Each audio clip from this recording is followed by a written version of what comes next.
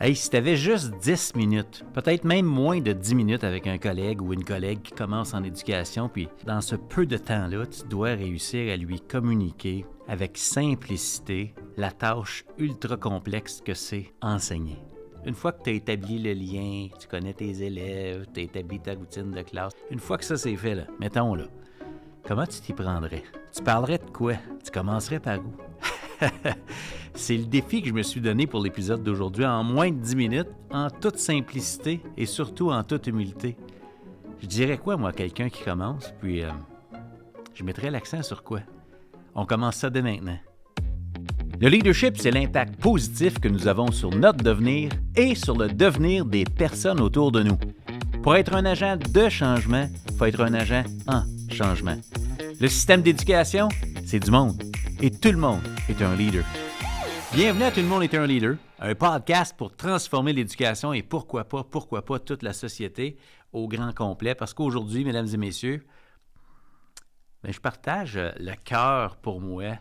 Puis là, il y a plein de choses que je nommerai pas, mais on s'entend. Je me donne un challenge, moins de 10 minutes, le cœur de ce que c'est enseigner pour moi. Puis je me dis, au-delà de nommer tout ce qui est humain et relationnel, il se passe quoi une fois que tu es ensemble et qu'il y a une connexion?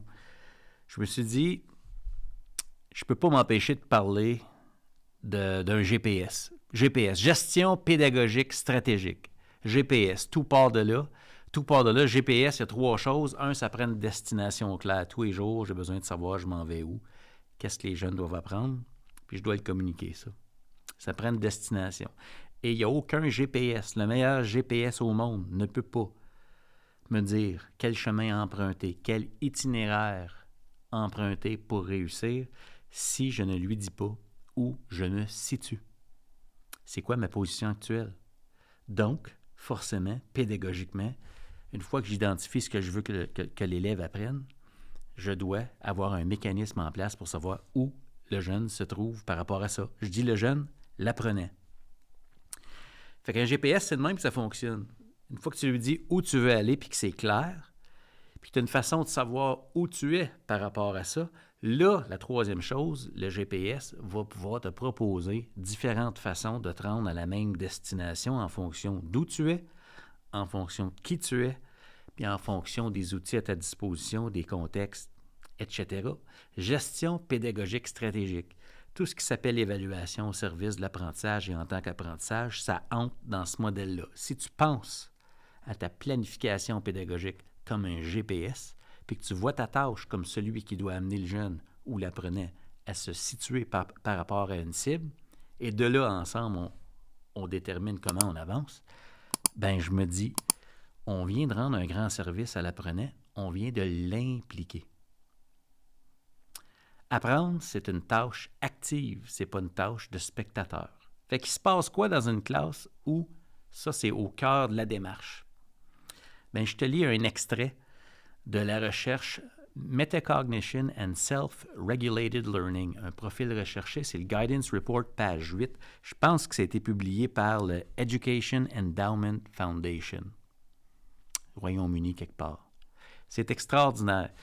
Ce que je vais te lire là, ça décrit ce qui se passe dans une salle de classe qui est gérée comme ça. Gestion pédagogique stratégique. Je te lis ça textuellement. Regarde ça, c'est beau, là. Première fois que j'ai vu ça, j'ai dit « Hey, moi, je veux ça. Si je suis en classe, c'est ça que je veux. » Je signe où, tu sais?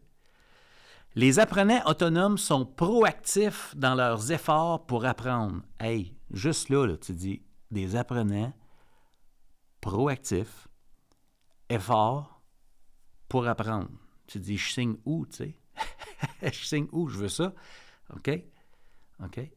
Comment se fait que ça existe? On va lire plus loin. Parce qu'ils sont conscients de leurs forces et de leurs limites et parce qu'ils sont guidés par les objectifs qu'ils se sont fixés.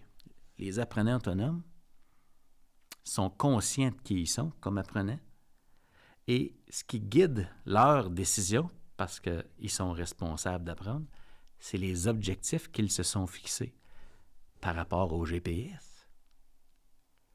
On vient de t'aider à te situer et toi, tu te fixes un objectif par rapport à ce que tu dois démontrer comme preuve d'apprentissage.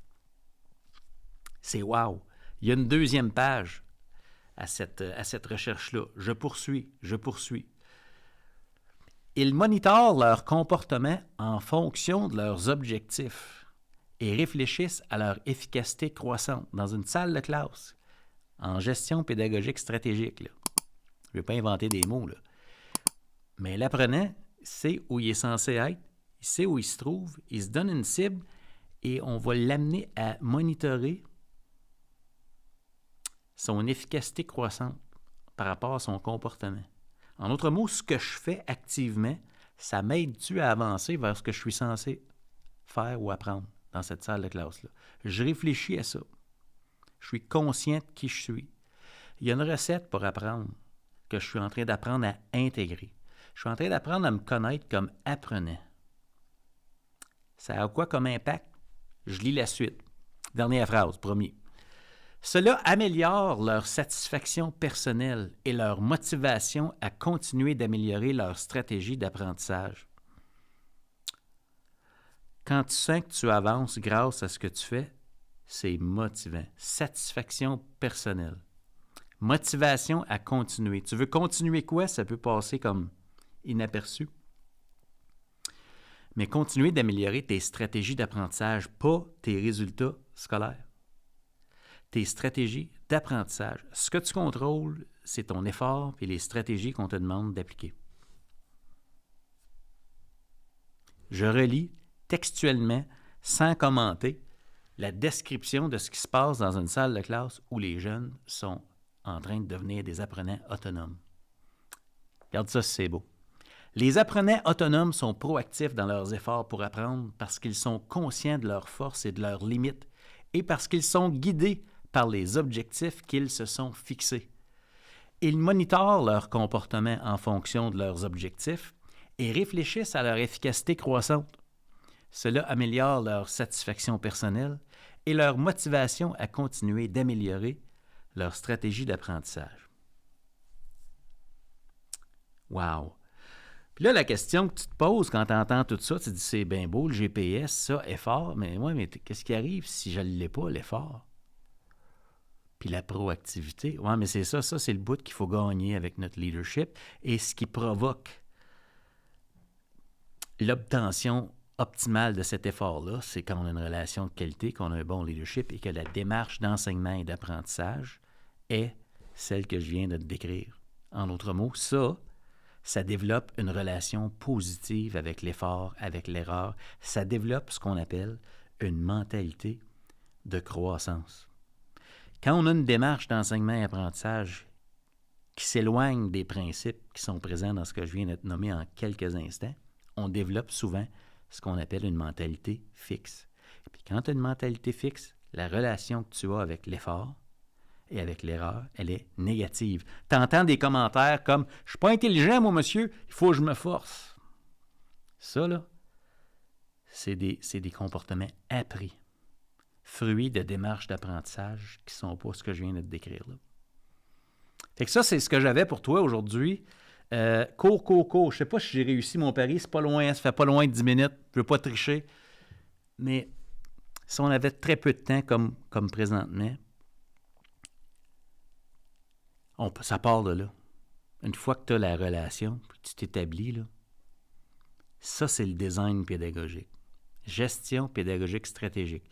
Si ça peut t'éclairer, si ça peut être au cœur de ta réflexion, de ce que tu essaies de créer avec la technologie, sans technologie, avec l'intelligence artificielle, sans l'intelligence artificielle, si ça, c'est au cœur du design pédagogique à tous les jours.